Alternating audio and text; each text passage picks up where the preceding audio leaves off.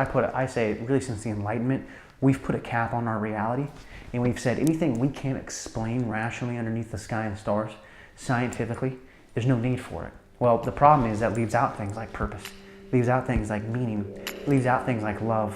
These things are unquantifiable. You can't give me a formula, you can't give me an equation, you can't give me data for these things.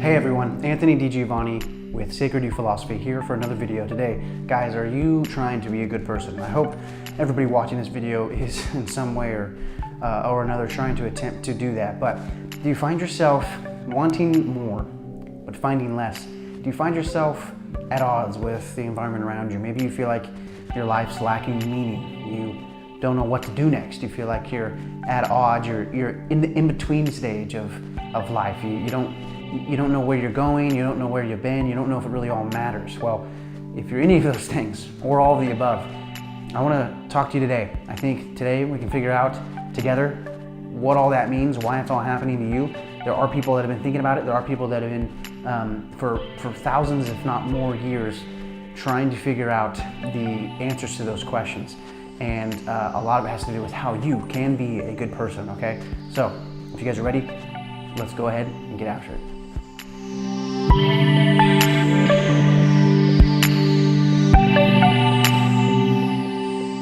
Okay, so part one, the introduction to the hero's journey. Maybe you've never heard that term, the hero's journey. Maybe it sounds made up, stupid, childish to you. I'm going to explain it further, and hopefully it changes your mind on that and maybe enlightens you if you've never heard about it, or if you have, maybe it shows it to you in a different way and maybe in a more simplified way. The hero's journey. Okay, so look. You don't need to know much about psychology or psychoanalytics to maybe possibly have heard the term Freud, or a Freudian slip is used in our vernacular commonly today. Sigmund Freud was the founder of a lot of psychological thinking and aims, and I feel like a lot of any psychology 101 books that you ever pick up or a psychology class you ever take is probably going to mention Freud at some point. As far as his beliefs, his findings, it was a bit weird. I don't think it's really necessary here to go over it much. A lot of stuff, not to generalize, but a lot of stuff with Freud usually ended up with some type of hidden sexual desire. The big thing here that we got to take away from Freud, and what has to do with the hero's journey, and I'm getting down that path, is that Freud was one of the first to kind of start talking about a subconscious or an unconscious state, right? That there was a side to the mind and to the brain that was operating. It wasn't asleep, it wasn't inactive, but was part of, it was hidden behind the conscious layers of our mind, okay? From there, a student of Freud actually was Carl Jung. Maybe you've heard that name as well. And he seems a bit distant too, as far as his ideas being out there with mumbo jumbo, and it's weird and it's wacky sometimes. The big thing here is Jung, he kind of veered from Freud with all the sexual attraction stuff, and sexual archetypes in his mind. Well, that word archetype, Jung came up with, archetype. And essentially, if I'm trying to make this as simple as possible, forgive me if I mess up or it seems confusing, I'm really trying to make it, like I said, as simple as possible. An archetype is essentially something that's been there in our minds longer than we can perceive, and will be there after us, and they're things that sometimes take a hold of us. So like, for instance, the benevolent mother is an easy one. The over-loving mother is, I think an archetype that most females will be familiar with, or anybody that had a mother like that, the very overprotective, over-loving, over-caring mother that kind of shelters you. Well, that's a benevolent mother archetype, and sometimes we can be at risk of behaving that way. Just as, there's the tyrant paternal father figure, the overprotective father figure. There's also the loving father figure archetype. They're behaviors, yes, but they're psychological stances. They're psychological aims. Okay, and Jung basically did a lot of dream interpretation with his clients. He was a clinical psychologist, and that led him to start discovering these archetypes. And he alluded to these archetypes being found in myths. Okay, so again, glossing over this as simply as I can, that's where the hero's journey picks up with Joseph Campbell, the big guy that really founded this. He was kind of a student of Jung's and his teaching. He picked up the whole archetype thing and he took it and he adapted it to myths and myth making and the human psyche. Okay, so if Jung was talking about how these archetypes, these deep-rooted characters and personalities were in our mind, they're in the human psyche. Well, Campbell says the exact same thing, but he says we can see this through the myths of our ancestors. So Campbell spent a ton of time studying all of the world, not all the world, most of the world's myths, their mythologies, their fairy tales, and their fantasies. And what he found was if you were in ancient, medieval Asia and across the continents, you were also listening to the story of an oceanic surfer from, with a story that was passed down to him by his ancestors, and you heard these two origin myths from two different peoples, delivered by two different people, you would start to find the same similar patterns, the same similar pillars of each story, and they were archetypal in the Jungian sense. They were something that was stood the test of time, and they were the same no matter what your upbringing was. But he attributed them to the human psyche, because that was the only thing that was consistent in both things, right? You had different cultures, different people, different traditions. But if the story is the same, the origin, the myths were the same, well, what was the same? What was the same about the storytellers? It was that they were human, the human mind, the human psyche. He related it all back to that. And so, why is this important? Why does the hero's journey matter? Because that's ultimately what he delivered out of that was the mono myth. Mono meaning one, myth obviously meaning the story. The one story told around the world through the human psyche. It's also known as the hero's journey because it usually centers around a hero and saving the world in sometimes more metaphoric senses. Why does that matter to us? Well, to be a good person, and I've had people ask me this, how do I be a good person? Well, we have to define what a person is. And I know that's a bit slippery, but in the sense of, what makes a good cup? Well, we know what makes a good cup. It holds its contents and it has a way, an ability to be held in an efficient manner to let us drink. That's a good cup, all right? But what's a good room? Well, one that gives you shelter. I mean, that's a base level. It's one that gives you shelter. It doesn't, let any intruders in. It keeps you safe from the elements and protects you. And that's at its base core. Well, going along those lines, based on experience, based on action, based on behavior, what makes a good person? Well, we have to ask, what was a person meant to do? Okay, this comes back to a little bit of some Freudian research, the subconscious. We are pretty aware of the subconscious now in modern day because if you haven't done this, you probably know some people that do this, and this is just one example of it. You ever been driving and you looked up and like 15 to 20 minutes has gone by and you weren't paying attention at all? Or for students watching, maybe you were in class, the same thing happened, 30 minutes goes by and you're like, what the heck was I doing? Or even scrolling through Instagram, sometimes this happens. Well, what was happening? You were still alive, you were still awake, you were still operating, you were still doing something. In the case of driving, you were operating a pretty advanced piece of machinery, but not fully consciously there. Dangers of that aside, this is proof that we can operate in a subconscious mode, right? And what I'm getting at is when you wake up every day, you have a choice, you're faced with a choice. You can go through the routine of your life, even if you don't think you have a routine. You do have a routine, and you could just slip subconsciously through it without any energy, and I don't blame you. Sometimes it's needed actually to just get through the day, all right? I understand that. Or your other choice is to get up and be very conscious, very aware, not only of the things you do, but what you're getting out of them, the people you're interacting with, your environment you're interacting with, as you do these things, and in an attempt to speak order into the potential of the day. Potential equals chaos here. So if I say chaos later in the video, that's really what I'm meaning to is just potential. Potential is chaotic. That doesn't mean bad, right? It's yin and yang.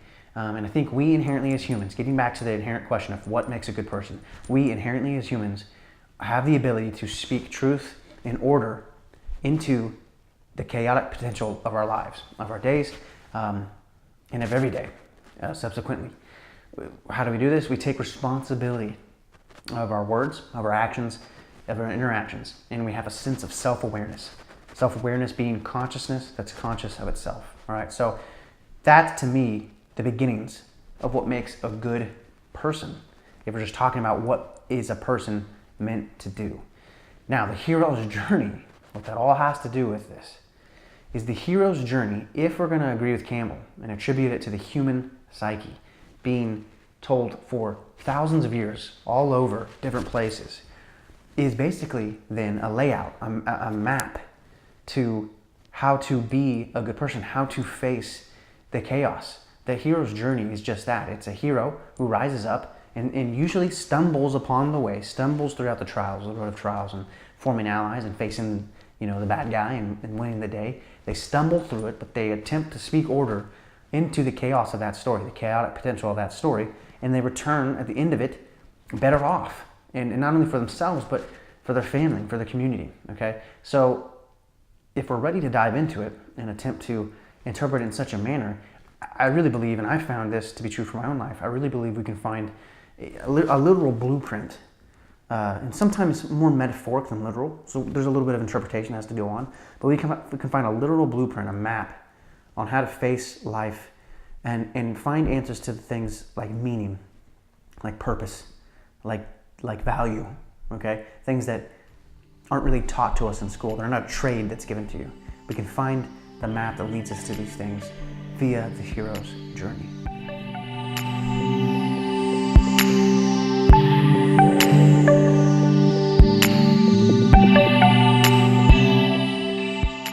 Okay, so hopefully you're trekking along with me so far.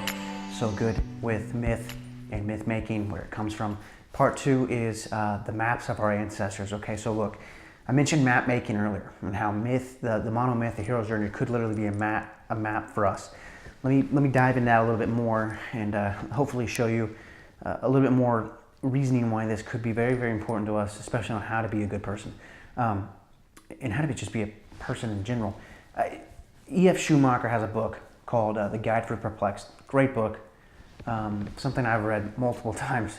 But in it, he talks about how, and he was writing this in the 70s, he's a statistician and I guess you could call him a philosopher, but his most famous book was about economics and stats. But anyway, he wrote this book, Guide for the Perplexed, on his deathbed and handed it to his daughter and said, this is what I was meant to do. But in it, he talks about how education, how your parents raise you, just the world around you, is constantly handing you down maps, handing you down pieces and parts of the maps that you use to guide and navigate through reality. Well, again, writing back in the 70s, which I think is, I mention that because I think what he's saying is more prevalent now to today's day and age, and to millennials and iGen and Generation X. I think it's more prevalent to us today. But he was saying in the 70s that the maps they were getting handed weren't efficient, they weren't enough, and they weren't answering questions like, what's the meaning of life? What am I meant to do? What's my purpose? Why am I here? They weren't answering those questions. And those are hard questions to answer, but he was saying in the sense that like something was missing. Now, he goes on and he does a much better job of this. I can't go into full detail here, but he goes on to say like things like scientific rationalism.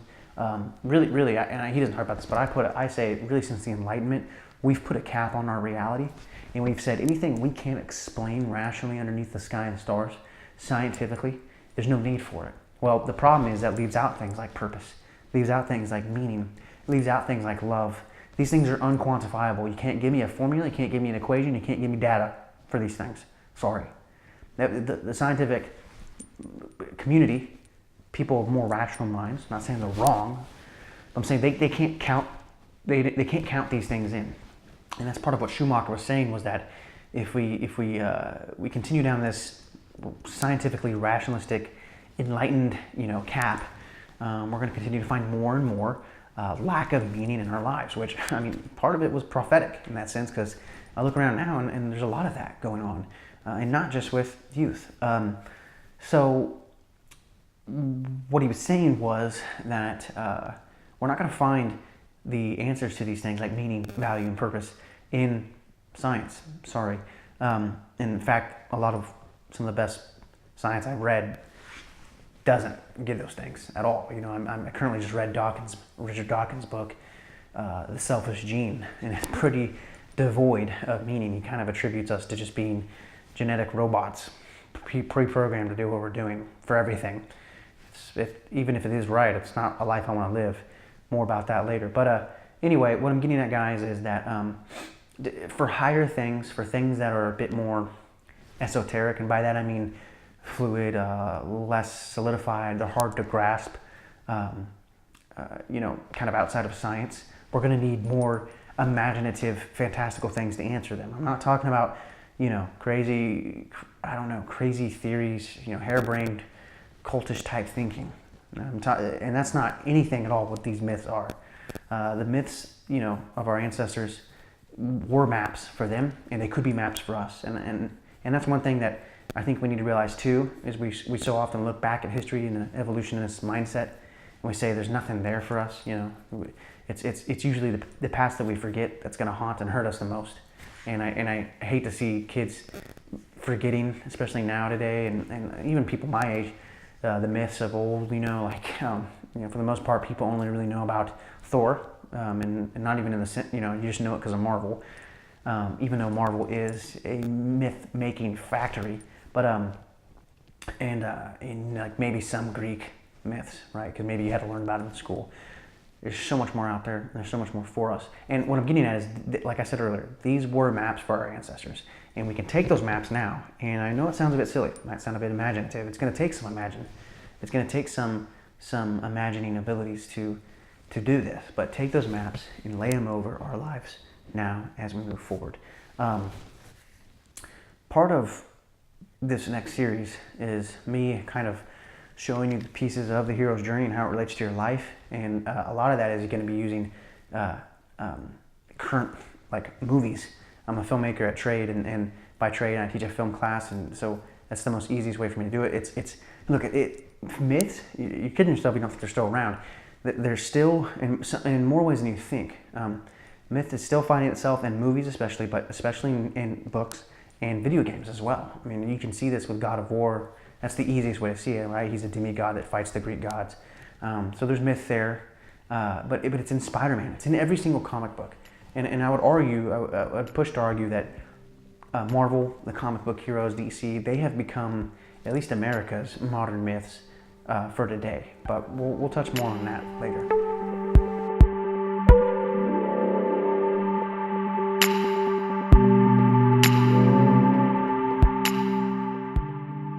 Okay, guys, last part, I swear, part 3, the call to adventure. We'll get on that later. That's part of the hero's journey, the hero's myth. Right now, it's just a call for me. I want to call us to fight for more symbolism in our lives, more paradoxes. Okay, part of higher thinking is going to lead you to finding meaning and value and order in your life, which we said at the beginning of the video. If we agree, is part of the programming, the things that make a human a good human, is speaking order into the chaos of your life, the chaotic potential of your day. Well, part of the path to that is thinking in things that are what I would call abstract, but thinking in things that can't be defined as black or white. They can't be defined by left or right.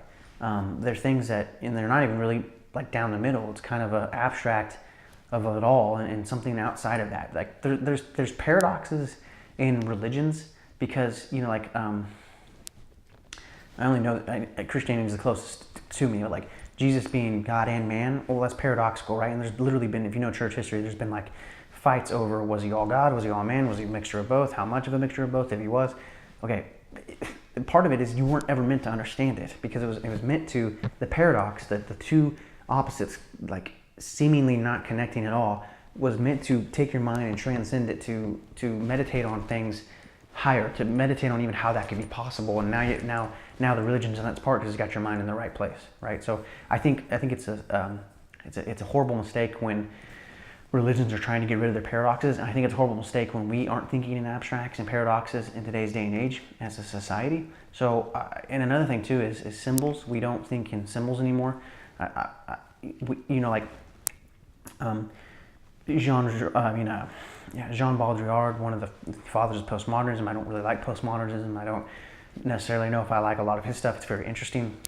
But one thing he does talk about in Simulacra and Simulation is that our media is becoming common reality for us. And you see this in if you're watching CNN and I'm watching CNN, and then you're on one side of the country and I'm on another side.